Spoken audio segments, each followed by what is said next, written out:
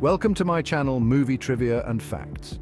Today we're diving into the shadows of Gotham to uncover some fascinating trivia and facts about the Batman movies. Batman, a character born from the pages of comic books, has transcended into a cultural phenomenon, captivating audiences for decades on the big screen. Each film adaptation brings its own interpretation of the Caped Crusader, his rogues gallery of villains, and the Gothic cityscape he protects. From the classic 1989 Batman to the latest Dark Knight adventures, we've got some incredible insights for you. Get ready to test your knowledge and discover some mind-blowing details about the world of Batman on film. Tim Burton's 1989 Batman wasn't just a superhero film, it was a cultural earthquake. Before Michael Keaton donned the cowl, the image of Batman was largely defined by the campiness of the 1960s TV series. Burton, known for his Gothic sensibilities and offbeat humor, brought a darkness and grittiness to Gotham that had never been seen before.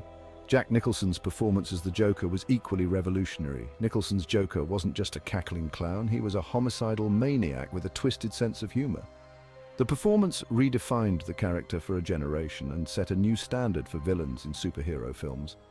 Burton's visual style, a blend of German expressionism and Gothic architecture, created a Gotham that felt both familiar and utterly alien. The film's success proved that audiences were hungry for a darker, more mature take on the superhero genre. One of the most fascinating aspects of Burton's Batman was its impact on the character's mythology. The film embraced the darker, more psychological elements of Batman's origin story, exploring the trauma that drove Bruce Wayne to become a vigilante. Tim Burton returned to Gotham with Batman Returns, a sequel even darker and more twisted than its predecessor. Michelle Pfeiffer slinked onto the scene as Catwoman, delivering a performance that was both seductive and dangerous. Pfeiffer's transformation into Catwoman was both physical and psychological. She perfectly embodied Selina Kyle's journey from timid secretary to empowered vigilante, embracing the character's feline grace and unpredictable nature. Danny DeVito's Penguin was a grotesque and tragic figure, a far cry from the comical villain of the comics. The film's dark tone and Gothic visuals pushed the boundaries of the superhero genre, dividing audiences and critics alike. Despite the controversy, Batman Returns remains a visually stunning and thematically rich film. Batman Forever marked a significant departure from the Gothic aesthetic and brooding tone of Tim Burton's films. Director Joel Schumacher took the helm, bringing with him a brighter color palette, a more playful tone, and a decidedly more commercial sensibility. Val Kilmer stepped into the role of Batman, bringing a stoic and brooding intensity to the character. While Kilmer's performance was praised by some, it was overshadowed by the film's flamboyant villains, particularly Jim Carrey's manic portrayal of the Riddler. Batman Forever embraced a more comic book-inspired aesthetic, with neon-drenched sets, elaborate costumes, and a heightened sense of reality. Despite the shift in tone and style, Batman Forever introduced several elements that would become staples of the franchise, including Robin, played by Chris O'Donnell. Batman and Robin took the campiness of Batman Forever to a whole new level, embracing a neon-drenched aesthetic. The film became infamous for its over-the-top performances and cheesy dialogue. George Clooney donned the Batsuit, but even his star power couldn't save the film. Arnold Schwarzenegger and Uma Thurman delivered memorable performances, but the film prioritized spectacle over substance. Batman and Robin was a critical and commercial disappointment, leading to a franchise reboot by Christopher Nolan. After the critical and commercial failure of Batman and Robin, the Caped Crusader retreated to the shadows for nearly a decade. It wasn't until 2005 that Batman returned to the big screen, this time under the guidance of visionary director Christopher Nolan. Batman Begins was a radical departure from the campy excesses of the Schumacher era. Nolan's film was a grounded and gritty origin story that explored the psychological underpinnings of Bruce Wayne's transformation into Batman. Christian Bale, known for his intense and transformative performances, brought a brooding intensity to the role of Bruce Wayne. Batman Begins introduced a more realistic and believable version of Gotham City, one that felt both familiar and utterly corrupt. The film's success proved that audiences were hungry for a more mature and sophisticated take on the superhero genre. Batman Begins not only revitalized the Batman franchise, but it also ushered in a new era of gritty and realistic superhero films. The Dark Knight, released in 2008, transcended the superhero genre, becoming a cultural phenomenon and a critical darling. The film's success was due in no small part to Heath Ledger's mesmerizing and unforgettable performance as the Joker. Ledger's Joker was a force of chaos, a nihilistic agent of anarchy who challenged the very foundations of order and justice.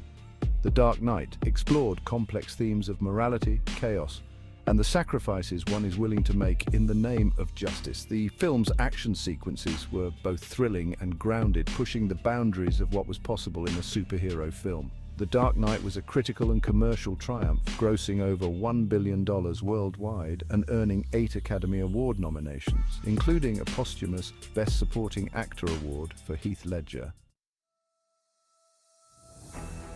The Dark Knight Rises, the epic conclusion to Christopher Nolan's Batman trilogy, arrived in theaters in 2012. Gotham City faces a new threat in the form of Bane, a masked terrorist with a plan to break the city. Tom Hardy delivers a menacing performance as Bane, testing Batman both physically and mentally. The Dark Knight Rises concludes Nolan's trilogy with a satisfying and emotionally resonant finale. Batman v Superman: Dawn of Justice, released in 2016, marked the first time Batman and Superman shared the big screen in a live-action film. Director Zack Snyder, known for his visually stunning and action-packed films, took on the daunting task of bringing these two iconic heroes together. Ben Affleck donned the mantle of Batman, bringing a world weariness and cynicism to the role that reflected the character's years of fighting crime in Gotham. Affleck's Batman, older and more brutal than previous incarnations, divided fans but ultimately offered a fresh take on the character. Batman v Superman explored the ramifications of Superman's actions in the previous film, with the world-ending machine and the implications of a being with godlike powers. The film's title promised an epic showdown between two of the world's most iconic heroes, and it delivered on that promise with a visually stunning and brutal battle. Despite its flaws, Batman v Superman: Dawn of Justice was a box office success, grossing over $873 million worldwide. Justice League, released in 2017, brought together DC Comics' most iconic heroes: Batman, Superman, Wonder Woman, Aquaman, The Flash, and Cyborg. The film was envisioned as a response to the Marvel Cinematic Universe, an attempt to create a shared universe for DC's stable of characters.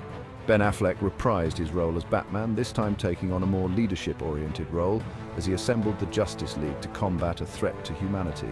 Gal Gadot returned as Wonder Woman following her breakout success in her 2017 solo film. Justice League faced a troubled production, with director Zack Snyder stepping down due to a family tragedy. Joss Whedon, known for his work on The Avengers, was brought in to complete the film, resulting in a final product that felt tonally inconsistent and disjointed. Despite the behind-the-scenes drama, Justice League was a moderate box office success, grossing over $657 million worldwide. In 2021, Zack Snyder's Justice League was released on HBO Max, a 4-hour epic that presented a significantly different and more coherent version of the film. The Batman, released in 2022, marked a bold new chapter in the Dark Knight's legacy. Director Matt Reeves crafted a neo-noir detective thriller, showcasing Batman's skills. Robert Pattinson stepped into the role of Bruce Wayne, delivering a brooding performance. The film leaned into Batman's detective roots, investigating gruesome murders in Gotham. Paul Dano's Riddler and Colin Farrell's Penguin added chilling and unrecognizable performances. The Batman was a critical and commercial success, grossing over $770 million worldwide. Thanks for watching. If you enjoyed these Batman movie facts, don't forget to like, subscribe, and hit the bell icon for more deep dives into your favorite films. Batman's cinematic journey has been filled with ups and downs, but one thing remains constant: the enduring appeal of this complex and iconic character. From Tim Burton's gothic vision to Christopher Nolan's gritty realism, from the campy excesses of the 90s to the superhero epics of the 21st century, Batman has captivated audiences for generations. Let me know in the comments which Batman movie is your favorite and why, and be sure to tell us what other movie trivia and facts you'd like me to explore next. Until then, stay curious and keep watching those films.